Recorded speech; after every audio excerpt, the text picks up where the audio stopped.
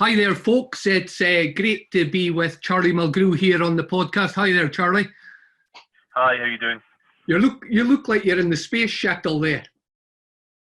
Hi, I'm just actually outside training in the car. Just come down from Glasgow here, so weather's no great, but it's all right. I know. So have you been up and down the road quite a bit? Yeah, I've been coming. Alana's, my wife's up there with the kids because they're off school now for summer. They've stopped the school early down here, so I've just been kind of getting up and down when I can. Saves me being bored in the house myself. I'm sure. I know we spoke a little bit earlier there. How have you found coping with the lockdown and training and everything like that? It's been difficult, as it is for everybody. But speaking from a personal point of view, I'm used to kind of structure and routine. Yeah. And it keeps me kind of, exercise is obviously good for the mind, and I enjoy the routine of going in, and you're used to doing something for years, 18 years now. I've been full-time in football or something, so you get used to that, and then all of a sudden that stops, and not only that stops, you've got the boredom of being in the house, which after a week or two the novelty wears off of being in the house, and then you've got to homeschool your kids, and my oldest son got on with his cell, was great. My middle boy I took, and my youngest daughter my wife took, and we just done it that way, and I think I get the short straw with my middle son. He's just non-stop. He just wants to play Fortnite, so and he can't. He was meant to be doing his stuff on the iPad, and then I would turn my back for a minute, he'd be on Fortnite. It was just so challenging. The stress levels were through the roof, and I'm quite a calm person, as MD knows me will say. I'm not very stressed, and that really pushed me at my limits. Oh, I'm sure. How did you get on with putting a structure then? Did you gradually, over a period, just for your own kind of training, because you're so used to, as you said, as a pro footballer, having a very structured day and knowing what to do where, did you gradually find you put your own structure into the day? What I done at the start, Donald, was I used to get up in the morning, start doing their schoolwork, and then all day it would play in my mind, thinking I need to go a run, and it made me more stressed doing the work. Yeah.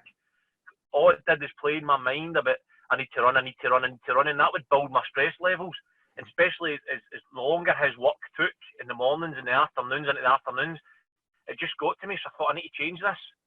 So that was it for about 2 or 3 weeks, the first 2 or 3 weeks, and then eventually I started getting up at 7. Yeah. And doing my it was hard at first, and doing my stuff for an hour, 2 hours, and doing my running, doing all my stuff, and then coming back, and I felt a different person. Brilliant. I was into it. I'd done my work, and I felt I had a lot more patience. Yeah.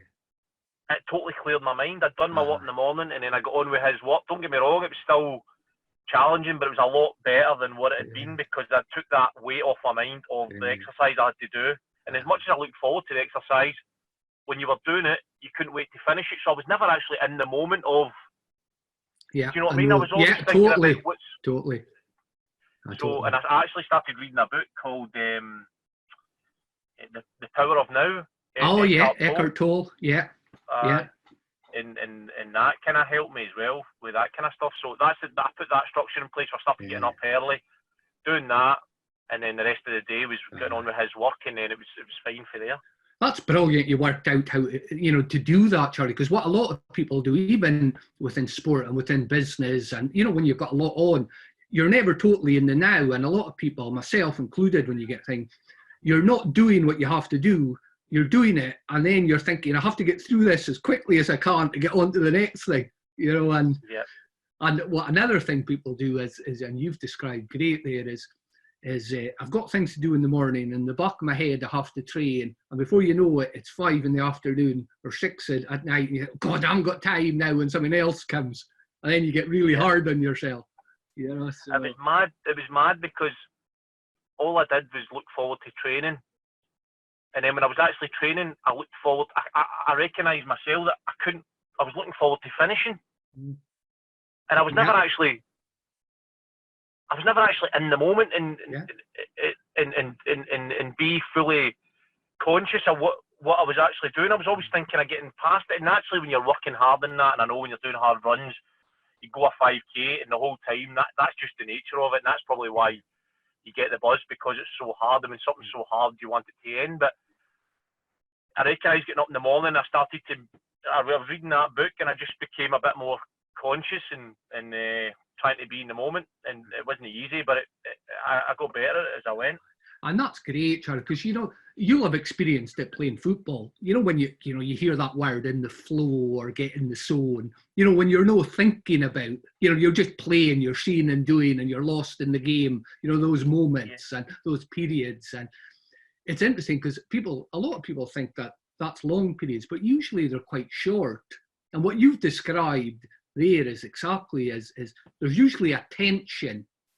Especially if you have to do something you don't want to do, or it's hard. There's a tension before you start. And then sometimes you get into it and then you forget about the tension because you're into it. And then you lose yourself in it and you come out. But what you're describing there, sometimes, especially if it's a short period, you don't really get flow because you've got into it and then you're thinking, shit, you're still thinking, I'm wanting this to finish. It's... Aye. When I get the flow, it's when I'm enjoying something really. So like, I can get fitness for training today. I'll be in the flow of training, and I'll have a purpose. I'll be trying to win the gateway games or keep the ball in possession, and I'll get into a flow then, and I'll get fitness, but it'll go quick. When I'm just running myself, it's like there's no ball involved. It's just so boring that I'm just wanting the end to come. So I'm never in the flow yet. Do you know what I mean? And that, again, that's a great point, because the thing about flow, and for us all, usually there's a purpose or a point. So as you said there, it's about mastery. You wouldn't call it that. It's just keeping the ball, isn't it? I want to keep the ball, or I want to do something well. So there's a point to it. But when it's pointless, it's very difficult. I always think of flow and in the zone, and we'll come back to that, is, when like you're a kid and you're just playing football, and you just look, hours can go by, isn't it? You're there. And I used to, especially when I was growing up, you would only be broken by someone shouting you in for tea or something like that. And then as we get older, isn't it? It's sometimes, if you're lucky, playing football, doing something you love, but a lot of people never find that. They never touch it again, apart from when they're a kid. That's something I always say to my kids is,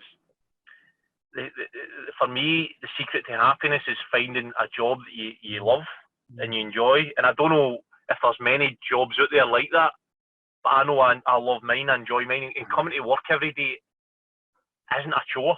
Yeah. It's more like, when I've got a day off, it's like, right, how do I fill my time a day? And actually start thinking of training the next day, because it's not a job to me. It's that I enjoy it. And I think it's a big thing towards happiness. And I don't know what else there is out there. There obviously is things, but try to find something you enjoy makes it a lot easier. I know. And how did you get into football as a kid? Were you always, or who kind of said, "Oh, go and have a game of football," or was there always footballs around? Or?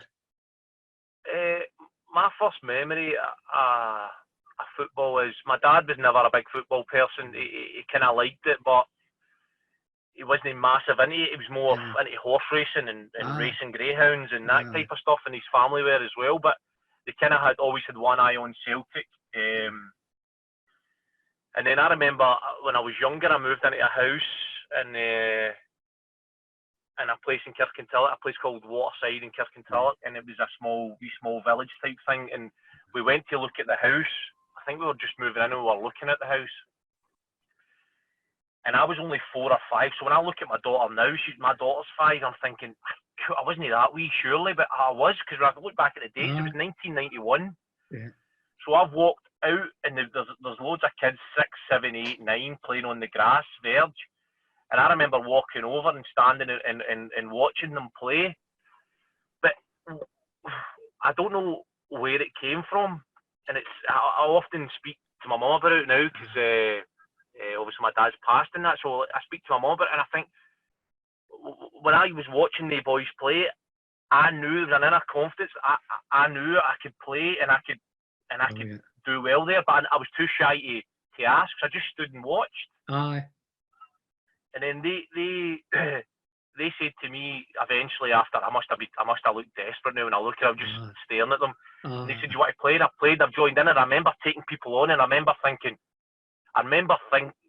thinking, oh, I'm doing really well here. Like, I'm really confident and really taking them on. But I knew before I went on the pitch I was going to be like that. I don't know whether I'd kicked the ball when I was younger. I can't remember any time before that, but I knew. And then I went on and I done well. And for that day in, I just always played with older kids on the street. And as you said earlier about, you just played, and then I don't remember eating. I just remember being outside. And when I think of it during lockdown, you're making 3 breakfast, lunch, and dinner for my kids every day. I'm thinking, I don't remember eating when I was younger. I just remember playing football, and then you get shouted in at night for your dinner because it was dark, and you went in, and that was you. Yeah. That's not. I have that same memories, isn't it? That's a great way to put it. Don't remember eating. It just. No, I don't. I remember coming in and being really thirsty because I probably never drank or ate the whole day. Do you know what I mean? Mental. No. Do you notice with your kids then, are they outside as much as you were, do you think, or not?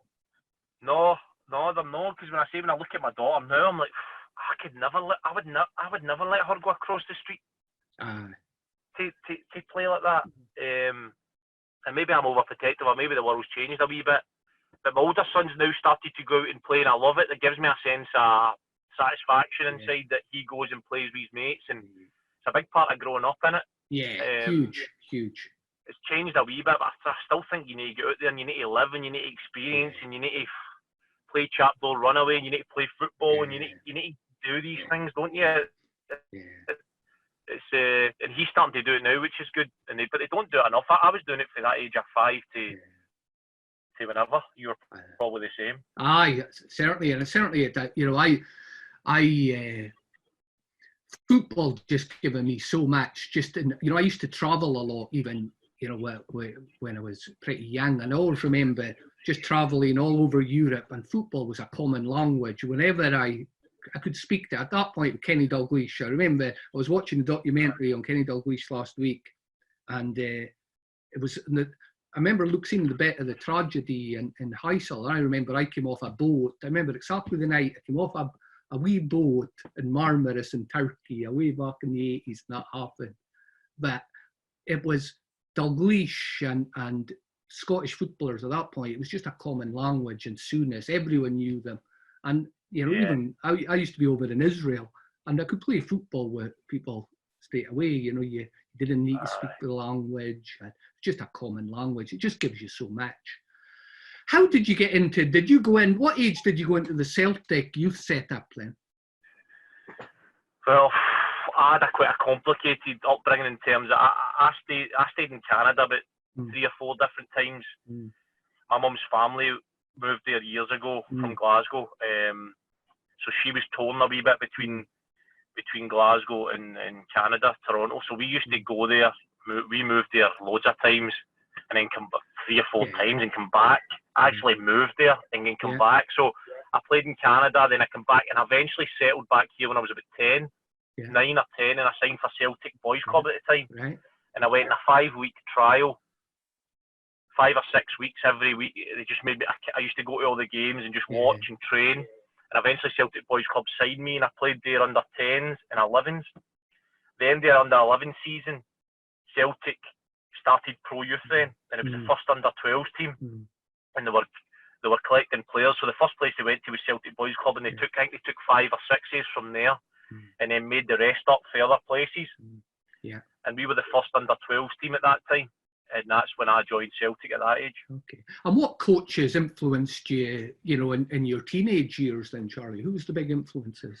My first coach there at Celtic at the time was Martin Miller, who is still, I think he's still at Celtic, or he's recently retired, but he was a top coach for that age group. He was very, he was a school teacher as well at the time. And he was just, how do you describe it? At that age, it's more about getting everybody on board, and it's maybe not so much about tactics or philosophies and all that stuff. It's just more getting the kids to enjoy it and getting the kids to buy into coming to training 3 nights a week and playing a game in the weekend. And he was brilliant for me at that age. He was really good. And then as I developed, I stayed with him for 2 years, and then the next year it was after I was with him, then it was a guy called Pat Gardner. But at that stage in my career, I took a stretch. You hear a lot of people saying that. I took a stretch between the ages of 13 and 16, and I was like Bambi on ice. I genuinely don't know how I hung on in there at Celtic. I mean, I don't remember having a decent, not even a decent game for a good few years. It was like, I'm really hanging in here. It's like I'm hanging on with the skin of my teeth. And it was that getting through that growth spurt, and fair play, Celtic stood by me, and thankfully they did at the time, because I managed to stay there and make a decent career. And how, I think that's an important point, because I see that in quite a lot of boys. They usually, a lot of them hit a sticky patch at some point in their youth development. How did you get through it yourself? If you're thinking, I can't even remember a good game, how did you get through it? Yeah, I remember really low in confidence. Being really low in confidence, because my legs were like up to my neck. I'm Bambi on ice was an understatement, and as I say, I never really had a good game. But Donald, it's the same thing I had as when I moved into that house and I went across the road to play with the kids. Aye. It was like, it might have been blind optimism, or I don't know what it was, but it was something inside me that made me believe that I could always, I could play for Celtic. Do you know what I mean? Yeah. It was like, it was something. I was grew up in Glasgow, and that was my only thing. Aye. Yeah. That was the only thing in my mind, to play for Celtic, and when I was going through that time, I never wavered. And I did. Obviously, you doubt yourself a lot of time, but at the forefront, it was always, no, I'll do it. Yeah. I always, and I don't know if that was given to me by my parents growing up, or what it was. And when you look back now, were you aware of, like you're saying, your parents kind of giving you support to carry on, or the coaches having to say something, or was it just internally in yourself thinking, I'm going to play for Celtic, or just keep on going? Was it? There was times my parents were getting frustrated with me by the way I was playing.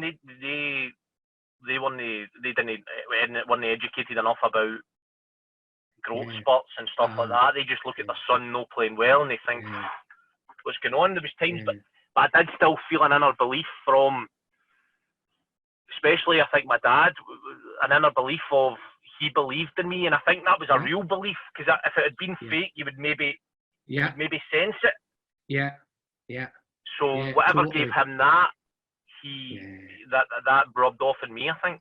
I think it's a real important point as well, Charlie. There was great research in the States years ago in the education system, and in the end, the key point coming out of it was, in order for someone to be successful, one of the key points is you need one person to believe in you. That's all you need. It's great if you have more people, but you only need one person, and you can sense it as a kid, can't you? You know it. Definitely. Yeah. So what was the next steps when you came through that? Did you? When I came through that, and actually, I was 16, and I was 16. Sorry, I was 16. I was 16 in the March, and then the full time was getting decided in the next month or so who was going full time. Yeah. So you were either going full time or you were released. And I wasn't one of the ones that would have been down to go full time. But I remember Tommy Burns saying that Tommy Burns at the time was starting to creep in at Celtic then at that time into my life. Yeah. He was at Celtic and he was the head of youth. Yeah. And he said to my parents that, listen, he's got 6 weeks to earn himself a contract because as it stands now, he's not on for one. So at that point then I knew, right, well, it's now in my mind, it's now or never, right? So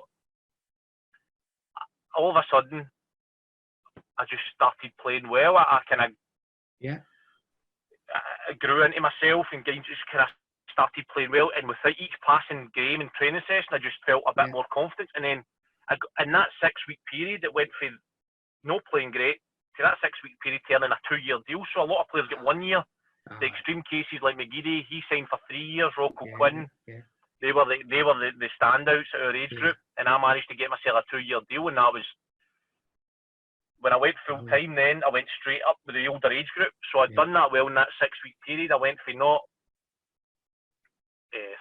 getting a full time contract to actually playing with the year above me, and then playing with Scotland under 17s, and just through doing that, just my confidence just grew and grew and grew. Brilliant. Did you notice a jump up then when you went up those levels? Did you consciously notice, oh, I'm playing at a higher level and I have to do different things, or did you just take it in your stride? I think my confidence overrid everything. So I'd lacked confidence for that many years that when it came to me, it was like, whoa, this is easier because I'm confident. Even though I was playing at a higher level, I wasn't battling myself in my head. I was playing confidently. And youth team at William State at the time showed a lot of faith in me and played me in the youth team.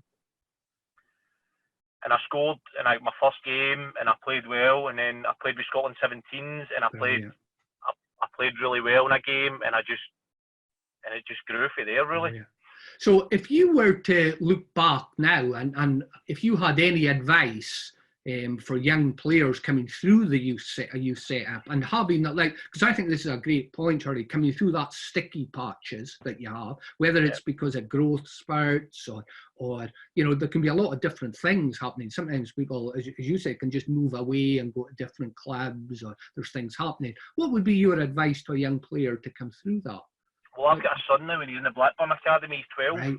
Oh, okay. So I tell him, it's no the best players that make it.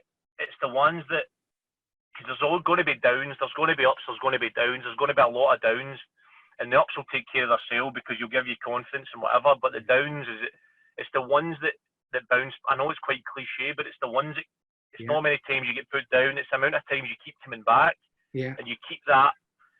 Then when the self-doubt keep in, you just keep plugging away and doing all the things. And it's the ones that keep going that kind of you think.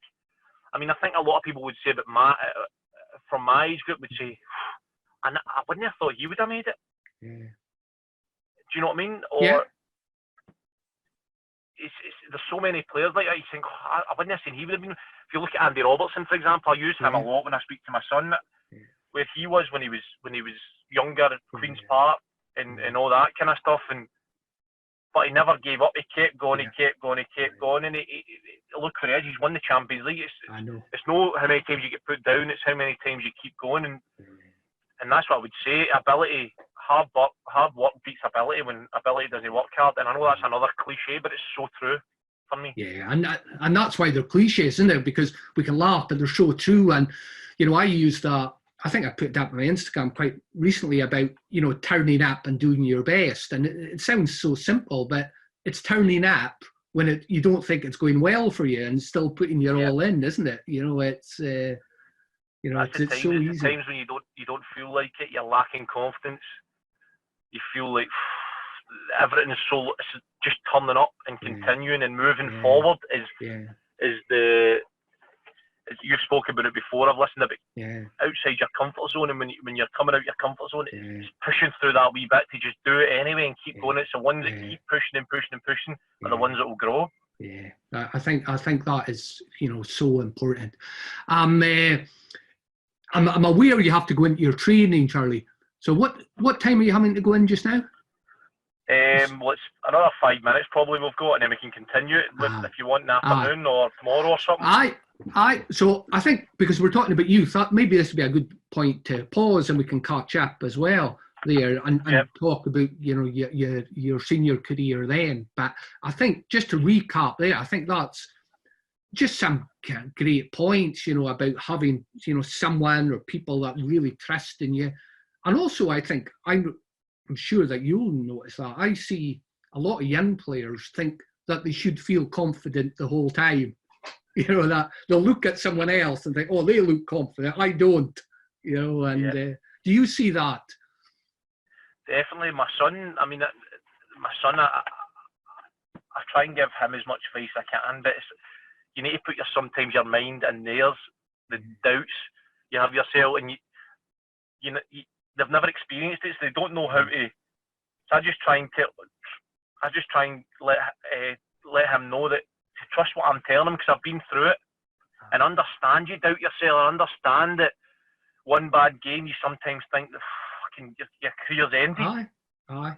And it's not. It's about next thing. It's about what's happening next is the most important. What you're going to do next, how you're going to react to it. Give us a good training session. Don't blame people. I'm big on that. He's at that. I don't know. I think it's an age thing where you go, a bit this, a bit that, a bit he, a bit that. And I'm trying to get that out of his life. Don't blame people. Take responsibility for what you're doing. And if you take responsibility, that's how you just move forward and get better. Don't blame people. It's too easy to blame people. I think that's a great point. And you heard Van Persie talking about that with his son. Did you see that wee clip? Yeah, that was amazing. Just superb. See that? I showed them that straight away. That's such a good point. That. Yeah, and I think the other one, just to finish, I always think, and if you don't watch, sometimes, especially at a youth level, you can think, when I get this, then I'll try my hardest. I see that, but once I get into that age, then I'll try. Or I get that contract, then I'll try. Or I'm not going to run 100% every time because I'll be knackered at the end.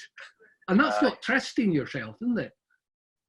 Aye, definitely, and then I've got to watch what I say as well, because it's mad how everything you're saying they're listening to. So like after a game, maybe I'll say to my wife, I thought maybe the coach could have done that, and then he all of a sudden has his, coach should have done, and he repeats what I said a couple of days later. I should have done, and I'm like, oh no, I'm giving him the excuses, isn't it? It's so easy to hand an excuse over. It's human nature. It's a way out, isn't it? Whereas it's no easy to take responsibility.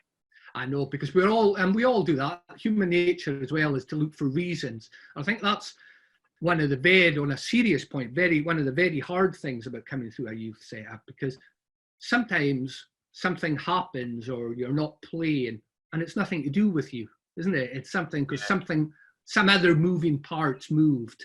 And if you don't watch, you can think, oh, why am I not playing? I'm not good enough. I'm better than him, man. And sometimes there's not really a reason, something to do with you.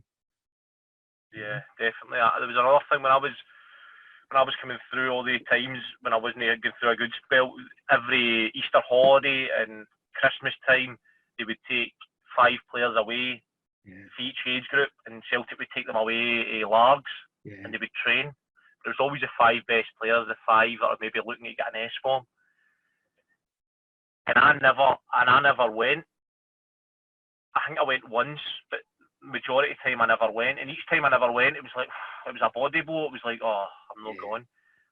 And my parents, I remember, were like devastated. It was like you could feel their devastation about it, like their son had been taken in that journey with the 5 best. But my mum always speaks now about how I always said it doesn't matter. It'll be fine. It'll be fine. The next one will be the next one. It'll be the next one. She used to say that, and I remember saying that. But sometimes I would say it, but that's not actually how I felt. My feeling was, am I going to make it? Am I going to? There was a lot of doubt creeping in. Do you know what I mean? But and I think I was going to say to you there, Charlie, and that's one of the things I think you don't realise when you're that age. There's I always say it, there's hundreds of books about resilience, but you can't learn resilience out of a book. That was resilience. Shit, I'm really wanting to go there. I'm not getting, I feel terrible, but I'm still going to carry on. Yeah. Aye, I know I've heard you saying that before, and it's so true, but I never ever thought of it like that. Aye. But you can't teach it, but it's just something you need to get through. Go through. You need to get the setbacks, and it's mad how sometimes such stuff will happen to my son, and I'm gutted. But then I think, actually, that'll be good for him. Yeah. That'll stand him in good stead. And sometimes, if everything went smooth your whole life, like if he just went smooth right through, and he was the best player, and everything was amazing right up to he was 18, and then he got a setback, how would he react to that setback? It would be like, so the setbacks help. I think that's another great point, Charlie, because I think there's a term, and you relate to, called lawnmower parents now, which is you're at the front cutting the grass, so there's no challenges. And your son or daughter can be successful. Eventually the long grass comes up, and they go, shit. So it's just, so true that.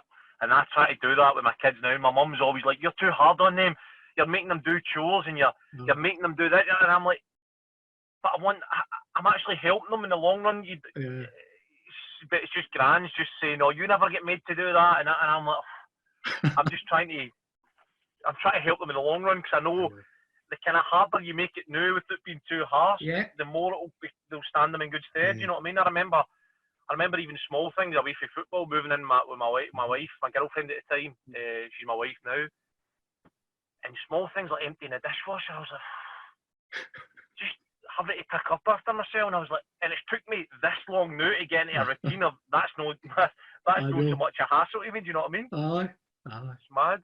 Oh, well, that's great stuff, Charlie. I'll let you go into the training. I really appreciate you speaking to me. I'll drop you a text and we can catch up later on tomorrow, maybe, or this afternoon. Hi, Charlie. So, what was it like when you broke into the first team at Celtic then? My situation was a wee bit different. I came through when Gordon Strachan took over for Martin O'Neill, and under Martin O'Neill, I was kind of nowhere near the first team. I was young. He'd made a lot of big signings, and he was mainly focused on the first team. It was not many people breaking through. Sean Maloney did, and I don't know, but maybe McGeady did at the time. Craig Beattie even as well, and Ross Wallace, but there was only very few would get through, and I wasn't really close to it. And then Gordon Strachan came in, and I got a chance to go away pre-season. And I went away pre-season, and I felt as if I was a lot closer to things. It was a big step up, right enough, but I did feel a lot closer. And then I was meant to start a game in pre-season, and I woke up that morning of the game, and I remember I had the mumps. I walked in the stair, and Chris Sutton was calling me Marlon Brando.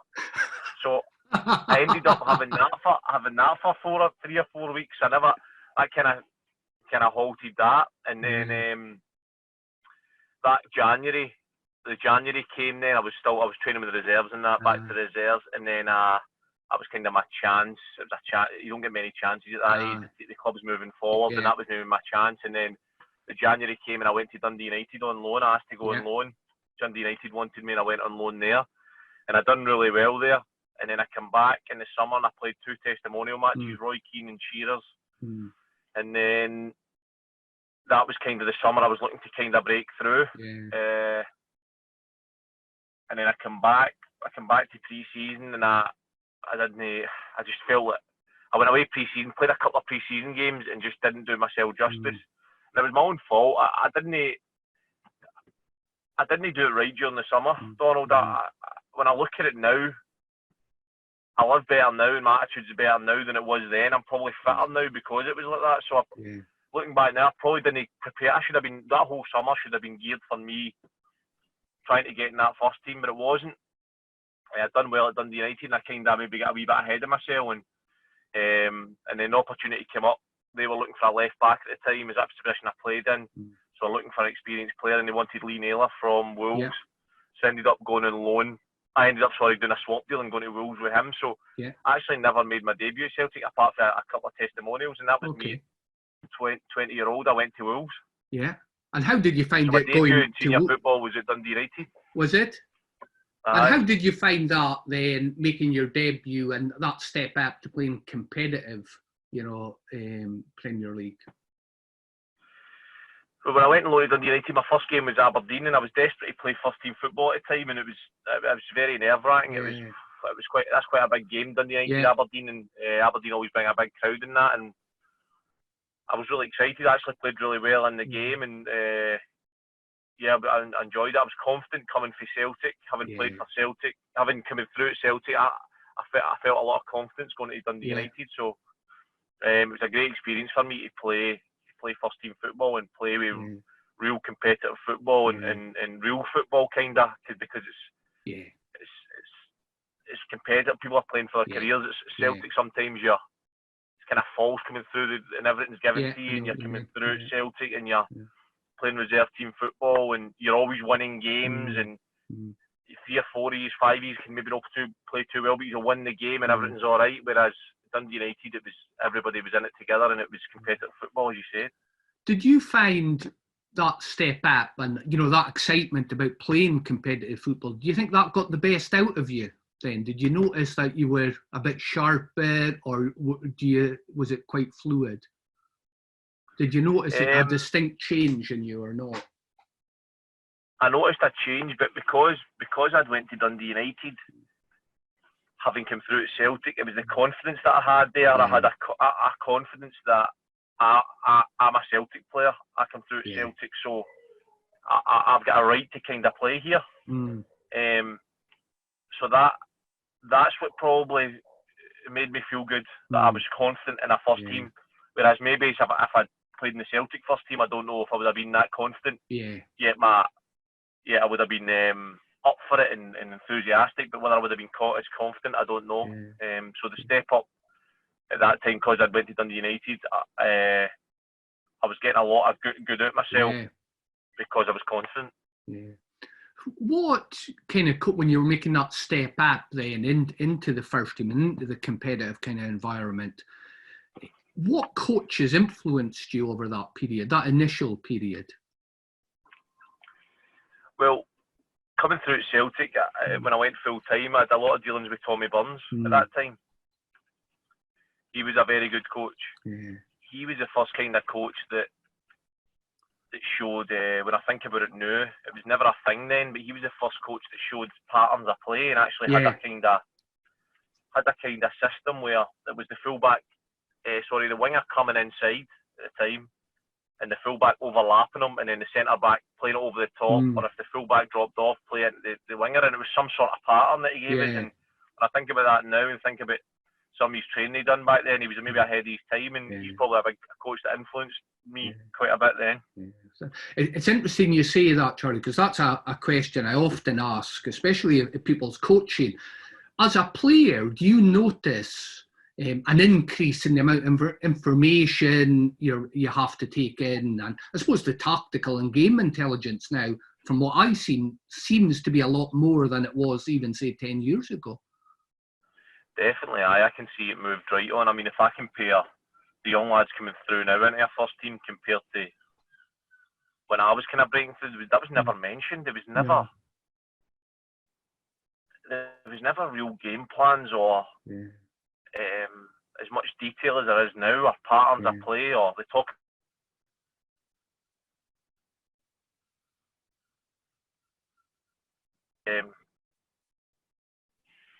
Sorry, I just cut out there. It was mainly they mainly spoke about cliche stuff like be on the front foot, or it wasn't really detailed as in this is your game plan, this is what you're doing, this is how we're going into this game, this is how I want you to do it. It wasn't any of that. And probably if you go further back, there was even less again. I remember I was listening to, I was speaking, just earlier we were speaking about Chris Boyd's charity, and I always remember it was about a year ago or a year and a half ago, we were doing the golf day and Graham Souness was speaking, and he spoke exactly what you said about Liverpool back then. He said there was never team talks. I think there was one of the ones that thought, oh, right, we're going to get a team talk now when they're playing Roma, and they stood up and said, right, they're a great team, and think, right now, the team talk's going to come down to beat them. He said, but you're better. And that was it. Brilliant. Yeah. Well, my first experience as a first team manager looking in was Martin O'Neill. Right. And they would turn up every day, every single day, and they would do 3 10-minute games. Yeah. And they would go home. That was it. Yeah. And people say, well, where did he coach? He never coached. He managed a group of good players. Yeah.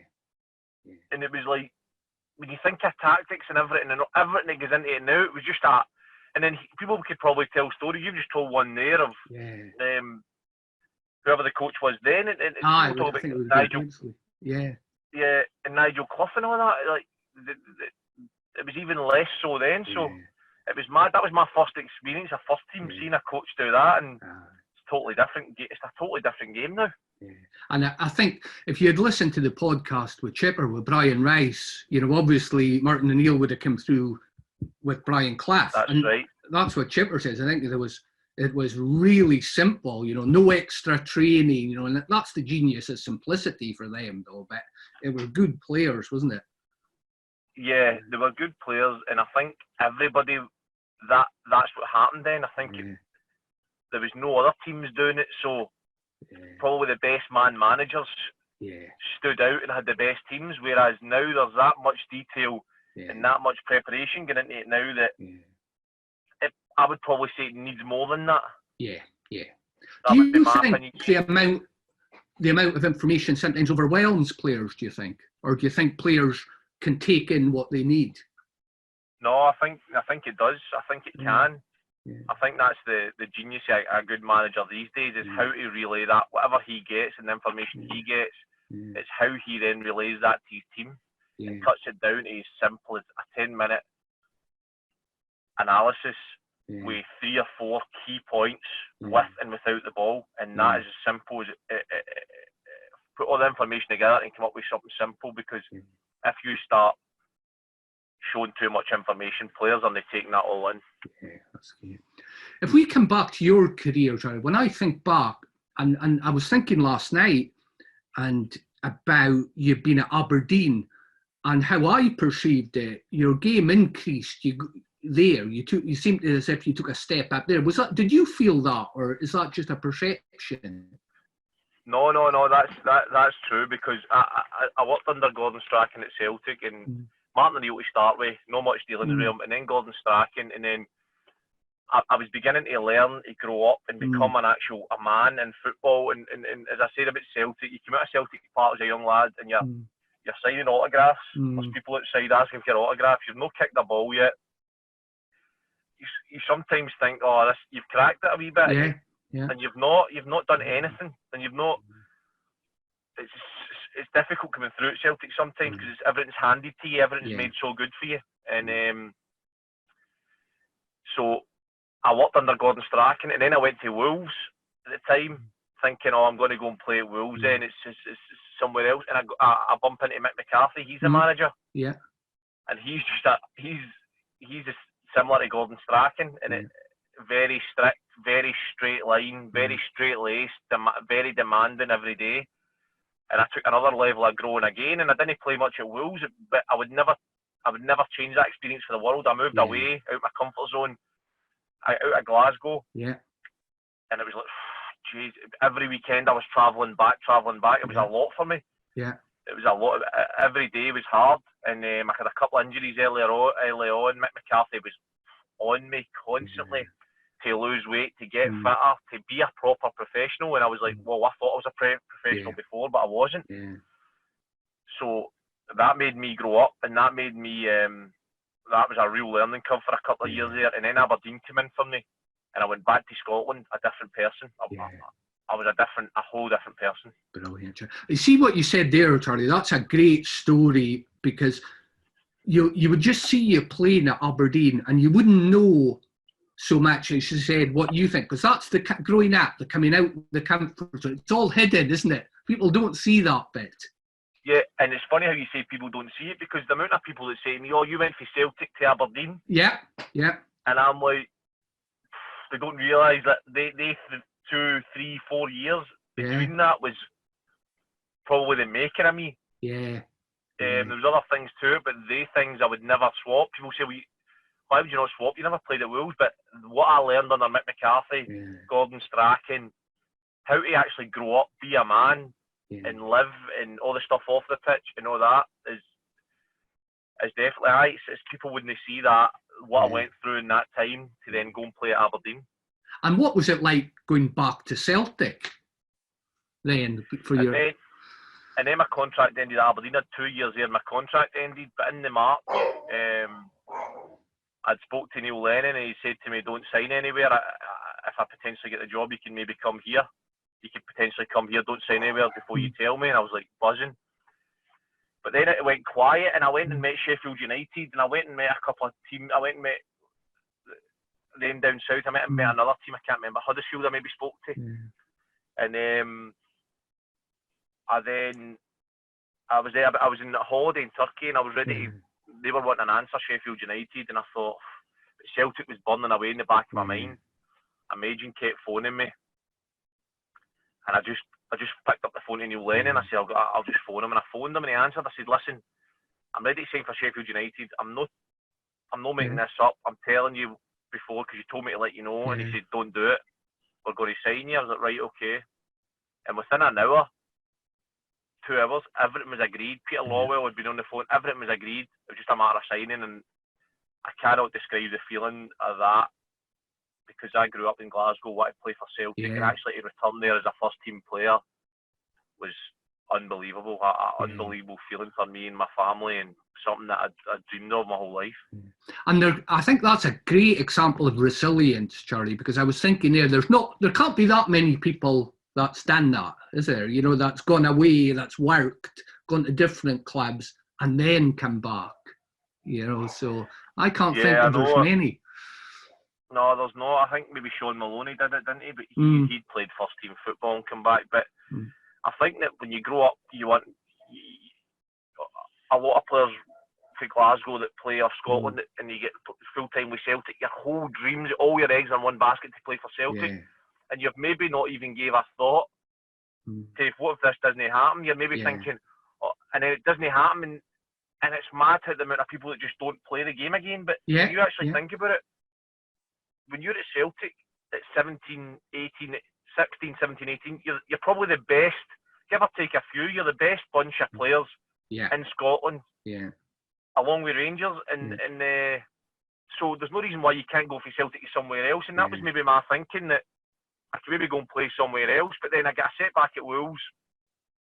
Again, never played well, it's not a setback, actually, it was a blessing in disguise. But I wasn't playing there again, and I was like, but I knew I always wanted to play games and try and make a career for myself, and then it just worked out that I done well at Aberdeen and got that move to Celtic. When you think back on it now, what do you think kept you going when you were at Wolves? You know, we were speaking earlier about resilience, because that's obviously there, isn't it, from your teenage years to your thing, but you kept going. It would have been easier. It would have been very easy to feel sorry for yourself, wouldn't it? But you kept going, so... I know, because there was some very, very low moments at Wolves. I've had some injuries.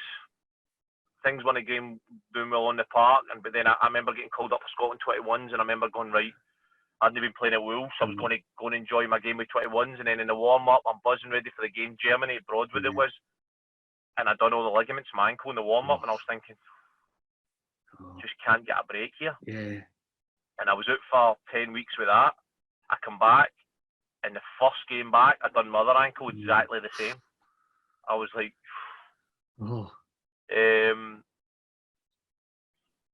at the time, the positives from me, where I was getting to go back up the road, I was homesick, so I was getting back up to Scotland every chance I got. But it wasn't helping my football career. But I really don't know what kept me going. I just always knew that I wanted to play. I had maybe a belief that I could make a career for myself, and I could grow with confidence if I played games, and it happened. I went to Southend on loan for Wolves for a wee spell, and I played like 18, 20 games, and I done quite well there, and that gave me a bit of confidence. And then signed for Aberdeen, done well there, and that's where I got it from. Oh, brilliant. And if you talk a little bit now, because you've got a lot of international caps, what's it like to go then from club football to international football? Is it a different game, a different mentality, especially when you've got such a short time, to prepare for games now? How do you find that? Yeah, it's completely different, because you're meeting up with a bunch of players that play all different clubs, that play all different styles, that play all different ways, and it's about that short space of time, that manager getting his way across and everybody buying into it. And I was lucky enough, it was Gordon Strachan that was the Scotland manager at the time, and I kind of had an idea how he worked, and he was brilliant. He was really good. He was a good team he had at the time, and he had a good atmosphere in the place. We worked hard, we trained really hard, and everybody bought into the way he played, and we had a good spell under him. It was good for me, and it is a big step up in international football. It's obviously a different type of game. But it's I love going away with Scotland. I still do. Yeah, brilliant. So, and just to almost kind of wrap up, Charlie, what would be kind of the messages you would give to kind of young players coming through? I think you've said a couple of great things, especially for the young boys that are playing, at the very top of youth football. I don't know, did you listen to the podcast that I did with John Rankin? I was thinking of that. No, I've not listened to it yet. Because Rank said a great thing about when he was at Manchester United, and he was captain of the reserve team, and he said, I never played for Manchester United.